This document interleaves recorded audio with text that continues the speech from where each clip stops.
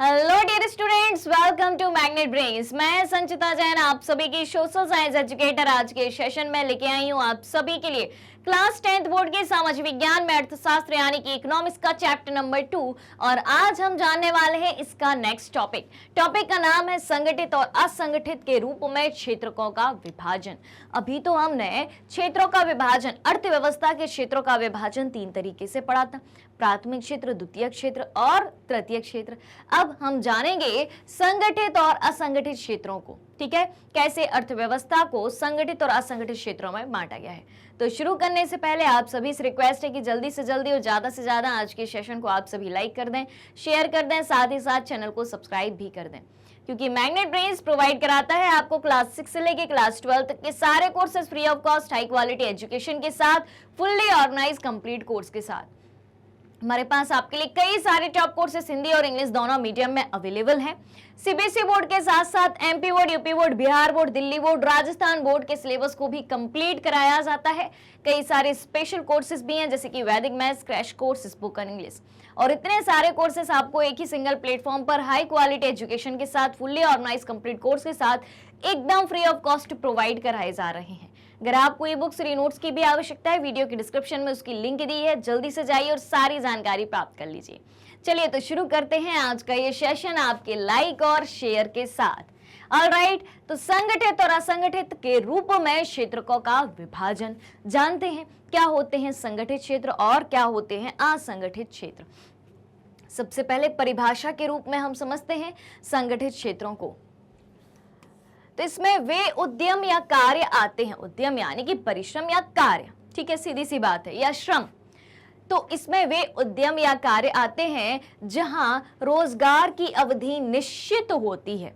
इस बात पर ध्यान देना, क्योंकि सारी कहानी इसी शब्द पर टिकी हुई है।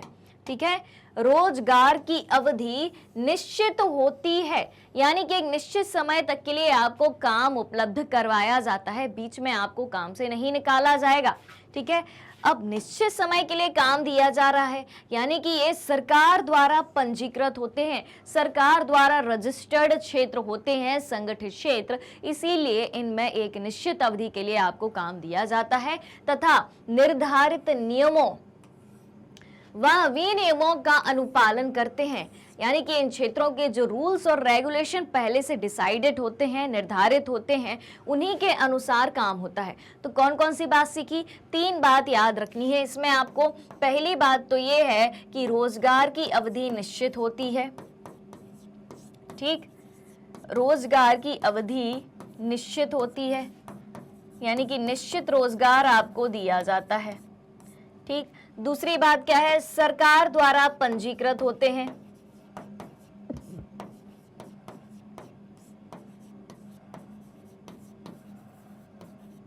सरकार द्वारा पंजीकृत होते हैं और रूल्स और रेगुलेशंस का पालन करते हैं, यानी कि नियम और विनियमों का अनुपालन, नियम और विनियमों का अनुपालन करते हैं। ऑलराइट, क्लियर हो गई कहानी। 3 बातें याद रखनी है आपको। रोजगार की अवधि निश्चित होती है, सरकार द्वारा रजिस्टर्ड होते हैं यानी कि पंजीकृत होते हैं, नियम और विनियमों का अनुपालन इसमें किया जाता है। चलिए अब बात करते हैं आगे की संगठित क्षेत्र के कर्मचारी को क्या लाभ प्राप्त होते हैं। जो व्यक्ति संगठित क्षेत्र में काम करते हैं उनको क्या प्रॉफिट होते हैं, इसको भी देख लेते हैं। तो काम के घंटे निश्चित होंगे, यानी कि जरूरत से ज्यादा आपसे काम नहीं कराया जाएगा। जैसे कि हम आम तौर पर माने तो रूल्स के अकॉर्डिंग, सरकारी नियमों के अनुसार 8 घंटे काम करवाना चाहिए किसी भी व्यक्ति से। ठीक है, कोई भी व्यक्ति कहीं भी काम करता हो, काम के घंटे 8 होने चाहिए। ठीक, फिर निश्चित समय से अधिक काम करने पर अतिरिक्त आय प्राप्त होगी। अगर 8 घंटे से ज्यादा आप काम कराते हो तो जितना ज्यादा काम आप कराते हो, ठीक है, जिसको हम ओवर टाइम कहते हैं, अगर ओवर टाइम आप कराते हो तो जो है अतिरिक्त आय, एक्स्ट्रा पे भी करना पड़ेगा, यानी कि उस व्यक्ति को एक्स्ट्रा पेमेंट मिलेगी। क्लियर? चिकित्सा सुविधाएं व पेंशन सुविधा मिलेगी जो व्यक्ति संगठित क्षेत्र में काम करता है। ठीक है, ऑर्गेनाइज्ड क्षेत्र में काम करता है, ऑर्गेनाइज्ड सेक्टर में काम करता है, उसको चिकित्सा सुविधाएं दी जाती हैं और पेंशन की सुविधा भी दी जाती है।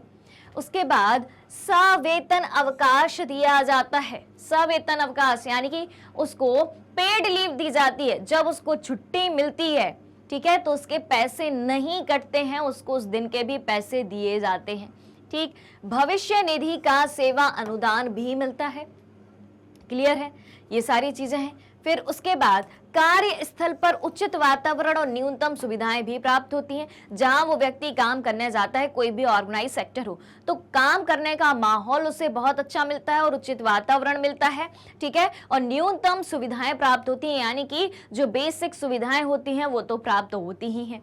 ठीक, अनुचित शोषण नहीं होता, यानी कि गलत तरीके से उसका शोषण नहीं किया जाएगा। अब शोषण क्या हो सकता है कि उसको किसी भी तरीके से काम को लेके परेशान करना, मेंटली परेशान करना, उसके ऊपर ज्यादा काम को थोपना, ठीक है, उससे बात बात पे बिगड़ जाना, या उसका काम जो वो कर रहा है उसमें किसी भी तरीका का इंटरफेयर करना, ये सारी चीजें शामिल होती हैं। या फिर आपने उससे एक्स्ट्रा काम कराया तो उसको एक्स्ट्रा पेमेंट नहीं दी, ये सारी बातें इसमें आ जाती हैं। ऑलराइट, तो संगठित क्षेत्र के कर्मचारी को क्या क्या लाभ प्राप्त होते हैं, क्लियर हो गई ये बात। चलिए अब क्या है, असंगठित क्षेत्र की बात करते हैं। ठीक है, असंगठित क्षेत्र यानी कि अनऑर्गेनाइज्ड सेक्टर की बात करें तो छोटी छोटी और बिखरी हुई इकाइयां, ठीक है, छोटी छोटी और बिखरी हुई इकाइयां यानी कि यूनिट्स जो अधिकांशतः नियंत्रण से बाहर रहती हैं, यानी कि इन पर किसी का कंट्रोल नहीं होता है, इनसे निर्मित होता है क्या, असंगठित क्षेत्र, अनऑर्गेनाइज्ड सेक्टर। ठीक है, और यहाँ सरकारी नियमों का पालन नहीं किया जाता, क्योंकि जो असंगठित क्षेत्र होते हैं वो सरकार के द्वारा पंजीकृत नहीं होते हैं, सरकार के द्वारा रजिस्टर्ड नहीं होते हैं, इसलिए यहाँ पर किसी भी तरीके के रूल्स एंड रेगुलेशंस को फॉलो नहीं किया जाता है। ऑलराइट, यानी कि ऑर्गेनाइज्ड सेक्टर से अनऑर्गेनाइज्ड सेक्टर जस्ट अपोजिट है। संगठित क्षेत्र असंगठित क्षेत्र से एकदम अलग है। क्लियर। चलिए अब क्या कहानी बनती है, असंगठित क्षेत्र में मजदूरों के सामने आने वाली कठिनाइयों के बारे में जानते हैं।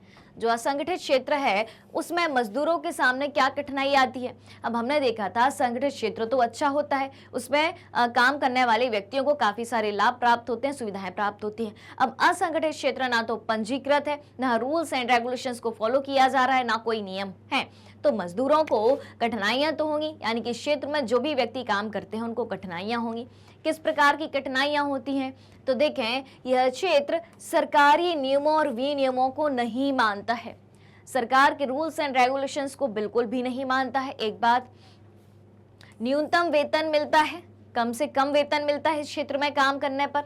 रोजगार की अवधि व कार्य की समय सीमा निश्चित नहीं होती, कि रोजगार की अवधि निश्चित हो कि आपको इतने साल तक आप इस क्षेत्र में काम कर सकते हो, ऐसा नहीं होता। यानी कि आज आप काम पे गए, हो सकता है कल आपको काम से निकाल भी दें। आपने 10 दिन काम किया फिर आपको काम से निकाल दें, आपने 6 महीने काम किया आपको काम से निकाल दें। यानी कि उन्हें जब लगेगा कि इसको काम से निकाल देना चाहिए तो उस व्यक्ति को काम से निकाल दिया जाता है। यानी कि रोजगार की अवधि, रोजगार का समय निश्चित नहीं होता है और कार्य समय सीमा निश्चित नहीं होती। जैसे कि संगठित क्षेत्र में समय सीमा निर्धारित है कि 8 घंटे व्यक्ति को काम करना पड़ेगा, और अगर उससे ज्यादा काम करता है तो पेमेंट मिलेगी एक्स्ट्रा। लेकिन अनऑर्गेनाइज सेक्टर में यानी कि असंगठित क्षेत्र में कार्य समय सीमा निश्चित नहीं होती है, कितने भी घंटे उससे काम करा लिया जा सकता है और उसको एक्स्ट्रा पेमेंट भी नहीं मिलेगी। ठीक है, फिर किसी प्रकार की छुट्टी या लाभ का प्रावधान नहीं होता, इस क्षेत्र में छुट्टी नहीं मिलती। ठीक है, छुट्टी अगर आपको मिल रही है तो सीधी बात पैसे भी नहीं मिल रहे। लेकिन अगर संगठित क्षेत्र ऑर्गेनाइज्ड सेक्टर आपको लीव दे रहा है तो पेड लीव दे रहा है। ठीक है, उसकी तरफ से अगर आपकी कंपनी की तरफ से आपको छुट्टी मिल रही है तो उस दिन के आपके पैसे नहीं कटते हैं। असंगठित क्षेत्र में क्या होता है, आप काम पे गए मतलब आपको पैसे मिले, आप काम पे नहीं गए मतलब पैसे नहीं मिले। मजदूरों की स्थिति क्या होती है, असंगठित क्षेत्र यानी कि मजदूरों की स्थिति क्या होती है, जिस दिन उन्हें काम मिल जाता है वो काम कर लेते हैं, नहीं मिलता है तो काम नहीं करते, तो कहां से पेमेंट मिलेगी। क्या रोजगार निश्चित है, नहीं है, क्योंकि हर दिन का ही काम निश्चित नहीं है। उन्हें पता ही नहीं कि आज हम काम पे गए कल हमें काम पे जाने को मिलेगा कि नहीं मिलेगा, कल हमें काम मिलेगा कि नहीं मिलेगा, सीधी सी बात है। क्लियर। अब जब काम का पता नहीं और कभी काम मिलता है कभी नहीं मिलता है, काम के घंटे निश्चित नहीं, तो वेतन भी न्यूनतम ही मिलता है उनको। क्लियर। फिर क्या है, निश्चित कार्य क्षेत्र व अच्छी सेवा सुविधाएं उपलब्ध नहीं होती। एक निश्चित कार्य क्षेत्र नहीं होता, कभी कहीं काम करना है, कभी कहीं काम करना है, कभी कहीं काम करना है, और अच्छी सेवा सुविधाएं भी उपलब्ध इनको नहीं होती हैं। तो ये होता है असंगठित क्षेत्र। और असंगठित क्षेत्र में काम करने वाले व्यक्तियों को, मजदूरों को जिन कठिनाइयों का सामना करना पड़ता है वो इस प्रकार है। ऑलराइट, यहां तक की बात क्लियर है। अब जल्दी से एक बात बता दो, लाइक शेयर बराबर से हो रहा है कि नहीं हो रहा है? लाइक शेयर किया सभी ने? नहीं किया है तो जल्दी से जाओ और सबसे पहले लाइक शेयर करना है। और जितने भी स्टूडेंट हमारे साथ अभी अभी नए जुड़े हैं, यानी कि चैनल पर आप नए हैं, तो आपका बहुत बहुत स्वागत है। ठीक है, तो जल्दी से चैनल को आपको सब्सक्राइब भी कर देना है। ऑलराइट, चलिए क्या कहानी है अब इनमें अंतर को हम जानते हैं कि संगठित और असंगठित क्षेत्रों में रोजगार की परिस्थितियों में क्या अंतर हमें दिखाई देता है। बात करें सबसे पहले संगठित क्षेत्र की, तो संगठित क्षेत्र में जैसा कि हमने इसकी विशेषताओं के बारे में जाना, तो संगठित क्षेत्र में अधिक वेतन की प्राप्ति होती है एज कंपैरिजन टू असंगठित क्षेत्र, क्योंकि इसमें कम वेतन मिलता है। तो एक तो अपना पॉइंट बन गया वेतन। ठीक है, इसको आधार मान के पहला पॉइंट, पहला अंतर दोनों में लिख देंगे। अब इसमें नौकरी सुरक्षित होती है, नौकरी सुरक्षित नहीं होती है। दूसरा बन जाएगा नौकरी की सुरक्षा संगठित में होती है, असंगठित में नहीं होती है। तीसरा पॉइंट क्या है, कार्य स्थितियां अच्छी होती हैं और इसमें निम्न स्तरीय कार्य परिस्थितियां पाई जाती हैं। इसकी बात करें तो संगठित क्षेत्र में कार्य स्थिति अच्छी है लेकिन असंगठित क्षेत्र में नहीं है। तीसरा पॉइंट क्या बन गया, कार्य स्थिति का। चौथा क्या है, कर्मचारी योजनाओं का लाभ मिलता है। ठीक है, लेकिन कर्मचारी योजनाओं का लाभ नहीं मिलता। योजना लाभ, सीधी बात। ठीक है, कर्मचारी योजना लाभ पूरा ही याद करो भाई, कर्मचारी योजना लाभ। कर्मचारी योजना लाभ का क्या मतलब है, यानी कि किसी भी क्षेत्र में काम करने वाले कर्मचारी, सर्वेंट्स को क्या उनके लिए क्या योजनाएं बनाई जा रही हैं, उनका लाभ एक क्षेत्र को मिलता है, दूसरे क्षेत्र को नहीं मिलता। इसलिए से कर्मचारी योजना लाभ के नाम से ही आपको याद करना है। अगर सिर्फ आप योजना के नाम से याद करते हो तो योजनाएं तो कई सारी हो जाएंगी। क्या याद रखना है, कर्मचारी योजना लाभ। फिर क्या है, कार्य अवधि, यानी कि काम के घंटे निश्चित हैं संगठित क्षेत्र में, लेकिन असंगठित क्षेत्र में काम के घंटे निश्चित नहीं है, निश्चित कार्य अवधि नहीं है। ठीक है, तो पांचवा पॉइंट क्या बन जाएगा, कार्य अवधि। कार्य अवधि या काम के घंटे, ऐसे याद कर लो, काम के घंटे आपको आसान रहेगा। क्लियर है कहानी। पहला पॉइंट क्या हो गया, वेतन हो गया। दूसरा पॉइंट क्या हो गया, नौकरी की सुरक्षा। तीसरा पॉइंट कार्य स्थिति। चौथा हो गया कर्मचारी योजना का लाभ। पांचवा क्या हो गया, कार्य अवधि यानी कि काम के घंटे। अब वेतन क्या है, इसमें अधिकतम मिलता है, इसमें न्यूनतम मिलता है। नौकरी की सुरक्षा संगठित क्षेत्र में होती है, असंगठित में नहीं होती है। कार्य स्थिति, अच्छी कार्य स्थिति संगठित क्षेत्र में मिलती है, असंगठित क्षेत्र में नहीं मिलती है। कर्मचारी योजना का लाभ संगठित क्षेत्र के व्यक्तियों को मिलता है, असंगठित क्षेत्र के व्यक्तियों को नहीं मिलता है। फिर संगठित क्षेत्र में कार्य अवधि यानी कि काम के घंटे निश्चित होते हैं, लेकिन असंगठित क्षेत्र में काम के घंटे निश्चित नहीं होते हैं। 5 अंतर समझ में आ गए? अंतर समझ में आ गए। डेफिनेशन के फॉर्म में पूछे जाएं, कैसे भी पूछे जाएं, लाभ हानि के रूप में पूछे जाएं, आपसे बन जाएंगे। तो आपको क्या याद रखना है, आपको याद रखना है, अगर संगठित और असंगठित क्षेत्र की बात आती है, ठीक है, ना अंतर की बात हो ना लाभ हानि की बात हो, संगठित और असंगठित क्षेत्र की बात आती है, तो इन 5 पॉइंट को आपको याद रखना है। ठीक है, बाकी तो नाम से ही स्पष्ट हो जाएगा, ऑर्गेनाइज्ड और अनऑर्गेनाइज्ड। समझ तो लिया ही है आपने। अभी भी अगर कोई दिक्कत है, कोई सवाल है, तो तेजी से कमेंट करके बताइए। ऑलराइट, क्लियर है। चलिए, तो ये बात हो गई इनमें अंतर की। अब भारत में कृषि के असंगठित क्षेत्र में होने के कारण क्या है? भारत में जो कृषि क्षेत्र है उसको असंगठित क्षेत्र माना जाता है। क्यों माना जाता है, देख लेते हैं इसको भी। तो कृषि जो है एक असंगठित क्षेत्र है। क्यों है कृषि एक असंगठित क्षेत्र? देखो भाई, काम के घंटे निश्चित नहीं है। खेत में जो काम करने व्यक्ति जाता है, किसान जाता है, तो क्या निश्चित है कि भैया 8 घंटे काम करके आप वापस आ जाना? नहीं। अब जब तक उसका काम खत्म नहीं होगा तब तक वो वापस नहीं आएगा। ठीक है, तो काम के घंटे निश्चित नहीं है। बिना अतिरिक्त वेतन के काम करना पड़ता है। कोई अतिरिक्त वेतन नहीं मिलता उसको, जितनी मजदूरी तय कर दी उतनी ही मजदूरी मिलती है। फिर आपका काम जब तक खत्म हो, आप जल्दी खत्म कर लें या आप देरी से खत्म करें, वो एक अलग बात है। आपको ज्यादा काम भले ही पकड़ा दिया जाए उस दिन के लिए। फिर कृषि मजदूरों को दैनिक मजदूरी के अलावा कोई अन्य सुविधा नहीं है। कृषि क्षेत्र में काम करने वाले जो मजदूर होते हैं उनको सिर्फ और सिर्फ दैनिक सुविधा ही दी जाती है, ठीक है, दैनिक वेतन ही दिया जाता है और कोई सुविधा नहीं। आज मजदूर काम करने आया, उसे 300 रुपए दिए, मान लो कि 300 रुपए दिहाड़ी निर्धारित करी गई है, 300 रुपए दिन के हिसाब से मजदूर को काम पे रखा गया है, उसको 300 रुपए दिए, बात खत्म। उसके बाद रोजगार सुरक्षित नहीं है इस क्षेत्र में। किस क्षेत्र में? कृषि के क्षेत्र में, क्योंकि कभी मजदूर को काम मिलेगा, कभी नहीं मिलेगा। और सबसे बड़ी बात, कृषि क्षेत्र में कौन सी बेरोजगारी पाई जाती है? मौसमी बेरोजगारी और प्रच्छन्न बेरोजगारी पाई जाती है। रोजगार सुरक्षित नहीं है, यहाँ से क्या मतलब है? क्योंकि यहाँ पे मौसमी और प्रच्छन्न बेरोजगारी पाई जाती है, ठीक है।